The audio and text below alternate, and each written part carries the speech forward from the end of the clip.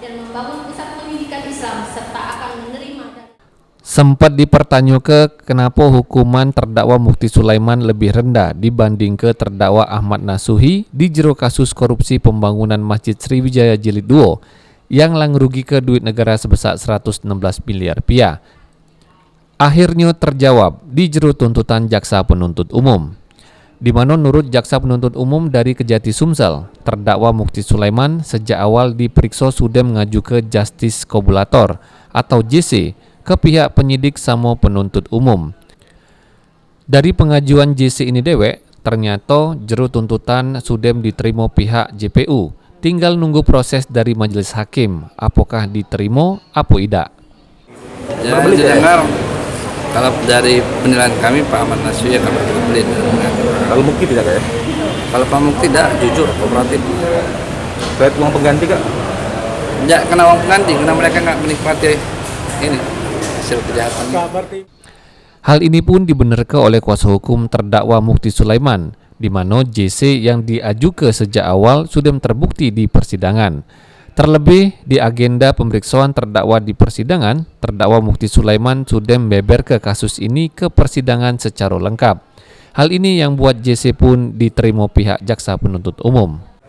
Pledoi, artinya apa yang diuraikan dalam tuntutan jaksa penuntut umum itu ya tentu akan kami patahkan dengan dalil-dalil yang menurut kami akan memberikan perkara ini secara terang agar hakim bisa memutus perkara ini nanti setelah melihat tuntutan jaksa penuntut umum dan melihat dari pledoi kami dari tim penasihat hukum dari terdakwa 1,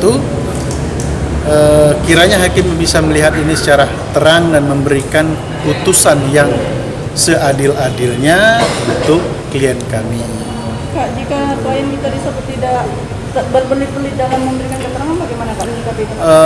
Tadi kita sudah mendengar apa yang dituntut oleh jaksa penuntut umum itu, klien kami tidak berbelit-belit dalam memberikan keterangan, sehingga GC yang kami ajukan telah diterima oleh JPU. Sehingga itu menjadi pertimbangan tuntutan dari jaksa penuntut umum. Berarti ini JC Kak ya? Ngaju ke JC ya? Sudah, tadi jaksa dalam dakwaannya menyebutkan bahwa JC yang kami ajukan itu memenuhi syarat dan diterima, sehingga itu salah satu pertimbangan jaksa penuntut umum dalam menuntut klien kami. Berarti JC yang kita ajukan ini akan SK baru ini, ini ada ini. JC itu kami ajukan sebelum pemeriksaan klien kami selaku terdakwa kemarin. JC itu sudah kami ajukan ke penyidik, kemudian penilaiannya di mana?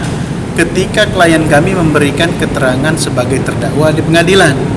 Itulah ya poin yang diukur oleh JPU, mengukur apakah klien kami ini memberikan keterangan secara berbelit-belit atau tidak, artinya diukur waktu pemeriksaan sebagai terdakwa.